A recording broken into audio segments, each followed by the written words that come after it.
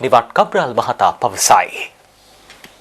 මාගා ඉංජිනේරු ආයතනයට අනුබද්ධ ඉංජිනේරු හා ඉදිකිරීම් සංසදයේ සමාරම්භක උත්සවයට එක්වෙමින් මහ බැංකුව අධිපති අජිත් නිවාඩ කබ්‍රාල් මහතා මෙම අදහස් පළ කළේය. ඉංජිනේරු හා ගොඩනැගිලි ක්ෂේත්‍රයේ නව ප්‍රවණතා සහ අභියෝග ජය ගැනීමේ අරමුණෙන් එම සංසදය සංවිධානය කර තිබින. මහ බැංකුව අධිපතිවරයා මෙහිදී කියා සිටියේ ශ්‍රී ලංකාව ශීඝ්‍ර සංවර්ධන ගමනක ආරම්භය සනිටුහන් කර ඇති බවයි. I believe you all have understood where Sri Lanka is today. ශ්‍රී ලංකාව අද සිටින ස්ථානය පිළිබඳව සෑම කෙනා තුළම දැනටමත් අවබෝධයක් ඇති බව මගේ විශ්වාසයයි. පසුගිය වසර 4ේදී මහා පරිමාණ ව්‍යාපෘති ආරම්භ කරමින් සංවර්ධන ගමන ආරම්භ කළ ආකාරය හැමෝටම දැන් දකින්න පුළුවන්.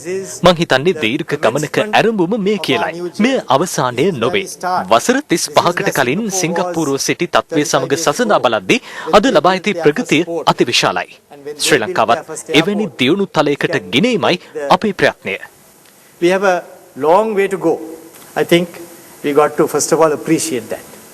ඉදිකිරීම් ක්ෂේත්‍රයේ කළමනාකරුවන් හා